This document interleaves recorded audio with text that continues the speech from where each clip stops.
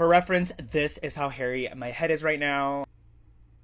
Okay, so step one is to get a haircut, so I'm going to be doing just that. We are here and we are queer.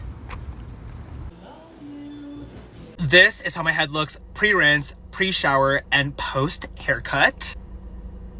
I'm gonna drive home, take a shower, and show you what the results are. Alright guys, I'm back from my shower, did my daytime skincare. This is how my head looks post-shower, post-rinse, and post-haircut.